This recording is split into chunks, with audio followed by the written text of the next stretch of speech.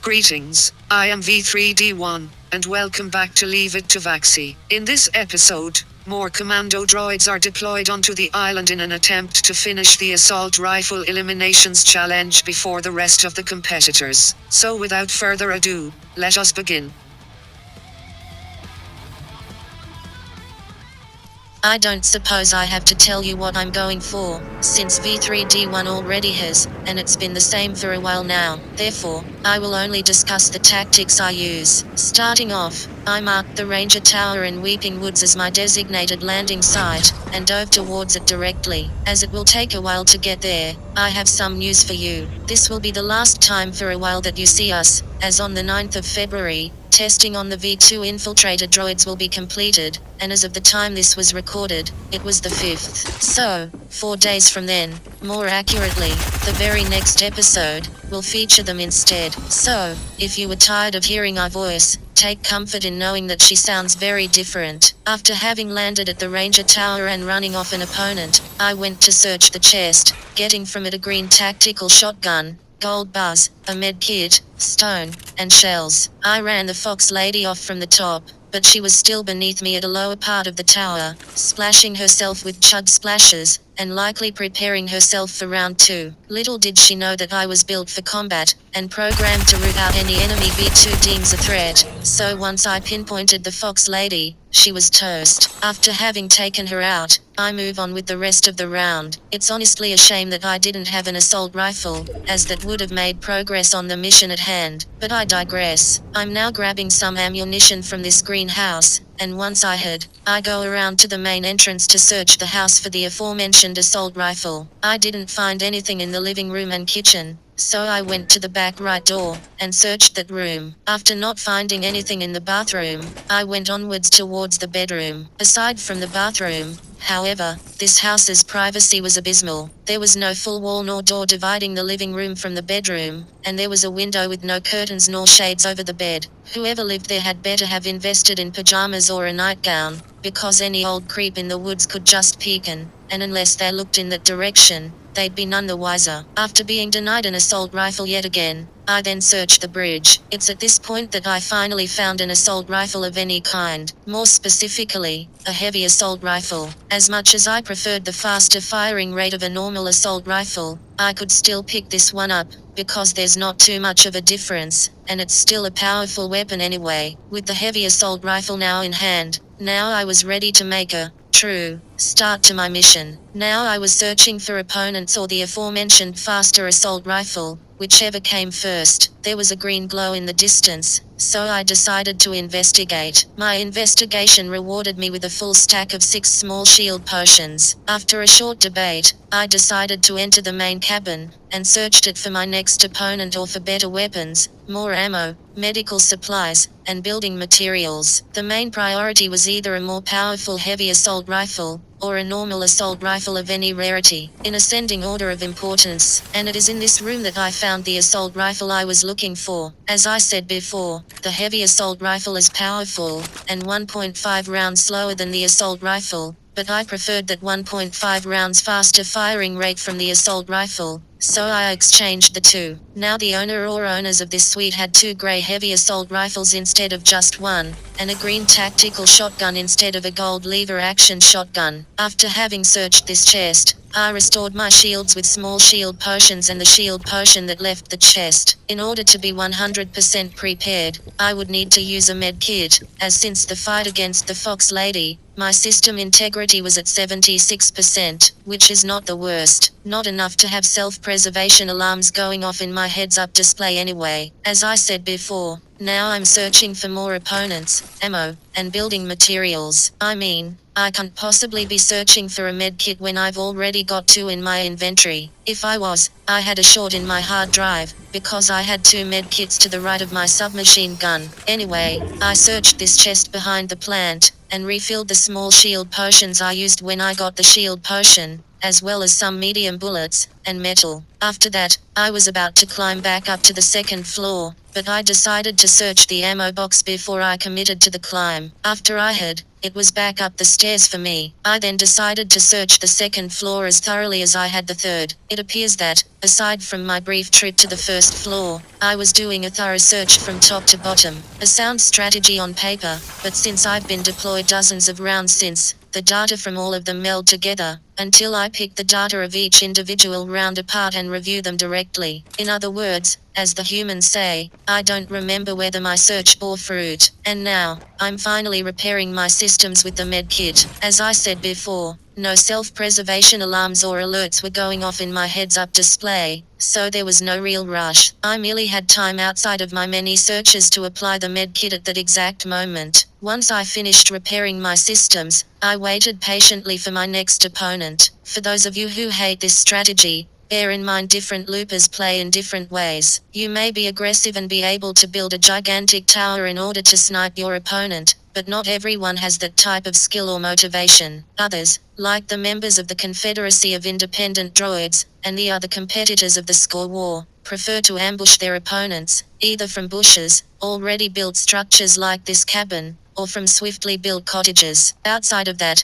we struggled with any other strategy. In most cases anyway, there have been times where we won in a full frontal assault, but those moments were rare, and we generally preferred to ambush our opponents where possible and necessary. I waited for what seemed like an eternity, the storm closing in on the current predicted eye. I believe nobody ever came, and the next predicted eye forced me to leave this cabin, but that won't be for another few minutes. While we wait, I guess I could explain more about the infiltrator droids we received. Much like us Commando droids, it's protocol for the infiltrator droids to research each member of our army in order to pick off any mutinying droids. However, infiltrator droids also have the job of researching our enemies' strengths so that we can know what to expect from them, weaknesses so that we may exploit them, locations of their outposts, or, even better, base of operations, so that we can know where to strike. They are the most important droids in the Confederacy, so they will be closely guarded. Not that the rest aren't important, I just mean that the less important units would be guarding the more important units. The V3 demolition droids are the least important, and us would be the first line of defense. On base, they'd be handed their equipment, so they would be prepared to blast or perforate any assailant that attempts to attack our base of operations. The escort droids are higher up the ladder because, unlike the V3s, they have more versatile programming, and us would do better in a firefight. Then we Commando droids are next, due to our research into our fellow units. If we or the infiltrators were ever hacked, the Confederacy would be in trouble, as the enemy would have leverage over us, especially with the infiltrators. With them mutinying against us, we would be crippled, as the enemy would have all the data on our units, but we would have nothing,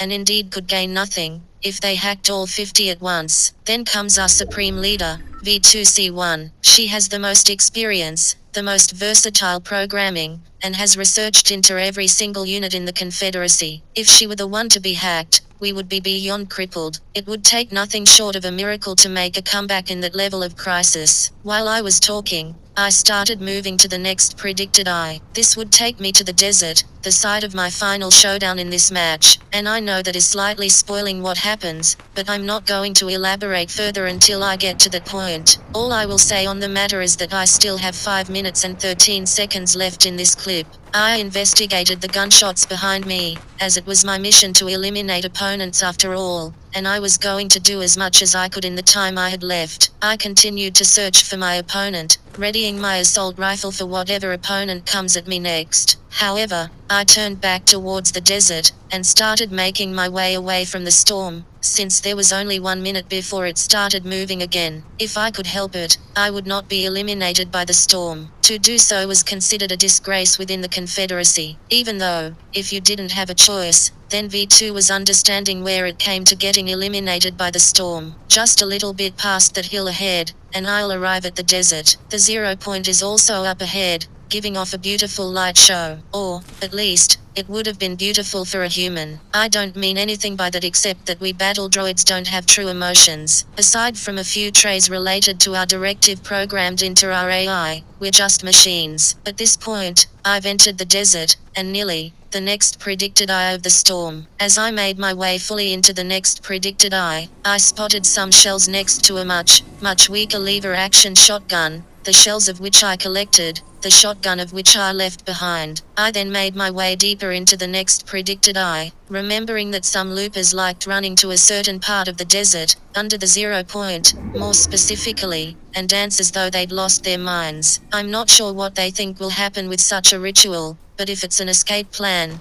we typically foil them by eliminating the loopers in question. I dare say I'm en route to the dancing crater, as we've taken to calling it. I wonder if there are any dancers around here this match. We're soon to find out, as soon as I crest this hill. And there is in fact a looper, right in the spot I mentioned. Not only that, but busting moves right below the 0 point. As soon as I shot them, they decided to back away to cover. Having a mission to do, I wasn't about to let them get away, so I pursued them, shooting them with my rifle whenever I got the chance. After a very short scuffle, they were eliminated right then and there. Now with less than 3 minutes left in the match, we're drawing ever closer to the final showdown. When we get to the 12-minute mark, anything goes from then on. The reason is that we tend to wait and see what all quests had progress made on them, and which were completed, earning us a point in the process. In the meantime, I was searching the nearby items for better weapons, and more ammo, building materials, and or medical supplies. Although, since my 2 medkit quota was restored after my search of the Weeping Woods cabin, and I had a full stack of small shield potions, likewise, medical supplies were at the bottom of my list of priorities. And now, I have engaged yet another looper in battle, both of us building cover from the other's fire. My opponent came up to me so as to exploit the openings that I left in my fortification, but it was she who fell to my relentless volley. Once again, I grabbed what I could, prioritizing ammo and building materials. However, when I spotted her assault rifle, I immediately retired my own, as hers was far more powerful. Now less than a minute remaining before the final battle, 3 eliminations on the board, and never any severe damage sustained. Unfortunately, that would soon change. Regardless, it was a good run while it lasted. 17 opponents remained, and still going strong. I patrolled the desert for more loopers, my assault rifle still at the ready, and I was somewhat confident at the time that I could do some real damage now. Now I'm engaging a banana in a suit, firing upon it with my new and improved assault rifle. We exchanged fire for 10 whole seconds before he finally succumbed to my volley of shots. You should know what happens from here. I do this every time I eliminate my opponent, and it looks like there are a few objects of interest that I may be picking up. 12 heavy bullets, 46 metal, 8 gold bars, 58 wood, 72 light bullets, 270 stone, and 20 shotgun shells. I then rushed to the back of this truck, and started drinking my small shield potions. And now we're 1 minute away from the end of the clip and counting. More gunshots were sounding from this direction, so I headed over to the source, my ever-trusty assault rifle at the ready. Before I completely committed, however, I decided to head back to the small shield potion the banana had dropped, restoring my total to 5. 16 loopers remain, including me. After one more opponent, one of the 2 were eliminated as I was speaking. Are eliminated, it'll be my turn. I didn't know this at the time, so I closed in on every sound of gunfire that I heard. I crest this sand dune next to the crystals of apparently solidified 0 point energy, keeping my assault rifle ready for battle. Once I spotted my next and final opponent, I locked onto them, and began my pursuit. When I got close enough, they started trying to snipe me. It wasn't long before I started firing upon them with my assault rifle. As I began my attack, someone else behind me decided that this was the best opportunity to destroy me. And we'll be ending this episode with a 2-parter, of which this is the first and longest part. The reason why this was split in 2 is because, due to us not wanting overly long clips, we set the clip recording setting for the previous 15 minutes, and this one seemed very long. True to form, it had in fact almost made it to the 11-minute mark. And even though I lasted only a little under 2 minutes in the next clip, I didn't want to take any chances that the next clip would exceed 4 minutes. Even though we don't care as much about the score war as the rest do, the objectives involved align with our objective of keeping the loopers from leaving the island, so, we reasoned, we may as well compete. Like my predecessor, V3C6, I landed at this scout tower within Weeping Woods. Hey, if it's not broken, don't fix it, right? Anyway, unlike my predecessor, I obtained an assault rifle right away. Now, does this mean I ultimately do better than C6? No, not by a long shot. In fact, I actually do slightly worse. Even with 5 seconds to resume recording clips, I would have still lasted just 9 seconds over 12.5 minutes compared to C6's 13 minutes and 23 seconds. That's only better by 44 seconds, but I made sure to make each second count. Like C6, I rushed to each gunfight, and whenever I ran across the source of the gunshots, I confronted and eliminated them for all 12 minutes and 39 seconds. Like so. Now, I had to deal with the IO guards, which also happened to be a regular mission at the time. Even our manufacturer was nervous around them. For the units of the Confederacy of Independent Droids, they were a neutral force. On the more positive side of the spectrum was Agent Jones, the one who commissioned us to prevent loopers from leaving the island. Then there were the IO guards, that attack everyone on sight. Nobody was safe, not even the bounty hunters they hired. It's weird, and stupid. Now I made my way into the log cabin, and started searching the area for better weapons, and more ammo, building materials, and medical supplies. Already, my search had rewarded me with 8 shotgun shells, a tactical shotgun, 20 medium bullets, and a med kit. Now, the tactical shotgun is only there to bail me out if a close-range fight starts going south. Otherwise, I need assault rifle eliminations. I also searched the suite and restroom for more supplies, only obtaining 6 heavy bullets in the process. It was after that time that I decided to go upstairs to fully investigate and clean out this house of any powerful assault rifles and useful materials, ammo, and medical supplies. Almost immediately afterwards, my search was rewarded by a big ammo box containing 50 medium bullets, 20 shotgun shells, and a whopping 90 light bullets. After that, I searched the nearest suite. The only thing I found in there, more specifically, in the restroom, were a further 10 medium bullets, which is just fine. For every 30 rounds I picked up, I could unleash that many punishing volleys of bullets in battle. I did walk past a smaller ammo box, but I either didn't notice, or didn't care because my priority was actually to get some shield potions of any kind, small or normal. I then left the first cabin I visited, and entered the other log cabin they had on site. It had another green assault rifle that I passed right by, as it was identical to what I already had. There was evidence that someone had already looted this cabin, most likely the first looper I eliminated. I couldn't really pick up their weapons and supplies because the 3 IO guards nearby had already turned their attention to me, and as it was, even while retreating, they hit me, reducing my system integrity to 78%. Imagine if I stayed and fought. I wouldn't have gotten this far if I had. At least, we all believed. Maybe there was a chance. But still, it was a risk nobody was willing to take. I took down yet another looper fleeing from the IO guards. Hey, I'm well aware that it's sneaky, but we had a mission to do, and this provided an efficient route to get it done. However, as with the last looper, it was a double-edged sword, as once again, they turned their attention to me, and they were closer this time. They indeed hit me a second time, reducing my system integrity to 56%. I initially was going to fight them, but with them hitting me regularly, I and V2 realized that this would be one fight I wouldn't survive, and we both decided to have me retreat once more. This was becoming a dangerous situation, as now, I was far easier for a skilled looper to pick off with little effort. I had to pick the nearby shield mushrooms, and apply my med kit, as a precaution. The good news was, the IO guards had lost interest in me at this point, allowing me to pick them in peace. And you'd better believe I jumped at the opportunity to pick every single mushroom I could in the general vicinity. When I picked all that I could currently find, I desperately searched for any more, as 30% shield was not going to cut it against a more skilled looper. My senses at this time were as vigilant as eagle eyes, and I eventually spotted one last shield mushroom, which I picked post-haste. Even though 35% shield was only slightly better, I had to be realistic here. The only other mushrooms in the vicinity were closer to the IO guards, so I moved on away from the forest, as, while for the most part they were inaccurate, neither I nor V2 really wanted to chance more damage just for the sake of getting more shields. If I took any damage, I would gain no progress, and if I took enough damage, I would lose progress. These are the types of survival or destruction decisions we've had to make throughout the score war. Not that destruction was permanent, but it would also halt our progress in the round the destruction happened in,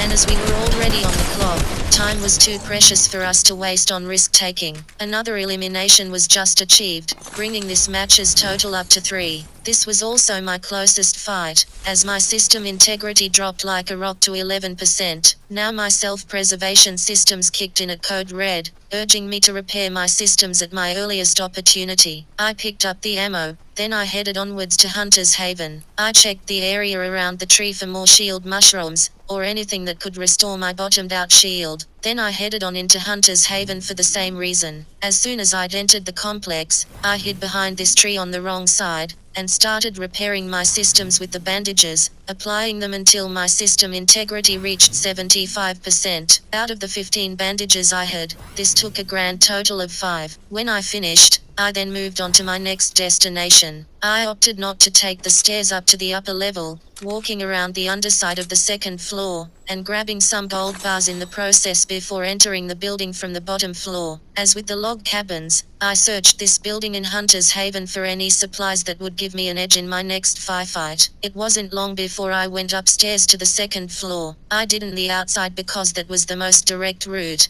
and there was a door between me and a possible opponent waiting for a foolish looper to recklessly walk in, ambushing and eliminating them, or me, in the process. At least here, I have a higher probability of seeing the danger before they can destroy me. Not that there was any. I simply met up with my manufacturer, and checked what all services she provided. This included giving me a bounty, selling me a Storm Scout sniper rifle, and a treasure map. I of course opted for the Storm Scout sniper rifle. I believe, at the time, I only got it as a tool to see where the next 2 storm circles could be, although, it is possible that I wanted to try it out, despite my mission being for assault rifles. Speaking of assault rifle eliminations, I took down yet another opponent with my assault rifle, this time without taking a single hit. I looked through the supplies they dropped, only to find a med kit, which I immediately grabbed. I also replaced my assault rifle with their stronger assault rifle, and moved on from there. My next destination was towards the next predicted eye of the storm, so I headed out of Hunter's Haven, and headed southeast as fast as I could manage. According to my mini-map, I didn't have too far to go, as the northwestern bend of the eye was visible right then. The eye appeared to be near the Misty Meadow area. There are 2 cities right near lakes, the other being Lazy Lake, which is the more popular landing spot for the most competitive loopers. Given that logic, it's half surprising Zeta Beetle and Marty Jester don't land there more often, with how competitive they were with each other. Although, it could also be argued that the best loopers go there, so they would often be out of their league if not accompanied by Spirit Eye. Still yet, sometimes, one or more competitors of the score war would land there anyway. I remember hearing that a sniper from Mirage's team had gotten an elimination there some time ago. I forgot exactly when, however. At first, I didn't directly enter Misty Meadows, opting to swim to this island instead. En route, I faced off against yet another opponent, using my assault rifle as usual. As with the opponent that never hit me once, this one attempted to destroy me with grenades. However, they just bounced harmlessly past me, and exploded in the water. I continued my pursuit of the opponent, never allowing them to stay out of my sight for very long at a time. My sonar was my best friend here, and I could track their every movement. And down they went. Can I give you guys a piece of advice? Excluding the AI, can I give you some advice? If you want to destroy us, maybe don't throw grenades at us. Otherwise, you'll likely never hit your mark, and you'll become a laughing stock on this channel. So, if you don't want to be utterly publicly humiliated, don't try to destroy us with grenades. Although AI don't seem to know any better, our entire line, including the outsiders from Jester Engineering, seem to have a more advanced AI than the realistic-looking androids on this island. After my crushing victory against my most recent opponent, I started searching this house for the usual supplies. When I failed at that, gunfire sounded on my sonar, once again activating my combat systems. Before I committed to going out and perforating yet another opponent, I opted to repair my systems fully with the medkit that I grabbed as my latest trophy from my most recently eliminated enemy. I searched for my next opponent, despite the gunfire sounding from completely the opposite direction of where I was looking. When I realized that it was all clear, I swam towards the other island at first, then changed course to Misty Meadows. We're almost to the end of part 1 of the two-parter. As soon as I entered a building up ahead, this part will come to an end. Now, do I get any more eliminations? I don't know. I don't even know if I got any eliminations in the next part itself. All I know is that this one is about to finally reach the end. And now, we have reached the final clip of the episode, as well as the final part of the two-parter. Less than a second after the start of this clip, an opponent by the name of Tuxedo Bear had shotgunned another named Iron Maid 20. With 16 opponents still on the island, there was still plenty of ways for this to go wrong. As such, I was content to hide out here for a bit. As soon as the storm fully closed, it was revealed that I was in the next predicted eye. So, with no urgent need to leave yet, I stayed right where I was, and watched the kill feed as the remaining 16 opponents tore each other apart, and paid no heed to me, for I was nowhere they could see me. Many humans would be nervous with the anticipation and suspense of watching for an enemy that would accidentally or intentionally enter this building for any reason whatsoever. One thing I will admit, however, is that I never once checked behind me while I was hiding. Not that that matters now, since I'm moving on, and getting ready to hunt down my next quarry. I entered the main town, and followed my sonar to the sounds of gunshots ringing in the air. This led me to a blue and white building, possibly a house. I entered it, and activated my combat systems, as there's only one place an enemy could be if not on the ground floor. They were most likely upstairs. I was right, but upstairs led to a higher ledge outside, where I met up with an alien, which I quickly dispatched. Now I was up to 6 kills, and 14 seconds left in the clip. Whether this means I got eliminated, or simply saved the clip again, is anyone's guess. All I remember right now is that I picked up their supplies. And that seems to be all for today. Join us in the next episode when we travel distance while swimming, place top 55, and place top 10 with assault rifle eliminations. In the meantime though, thanks for watching, we hope you enjoyed, and we will see you all next time. Until then, farewell.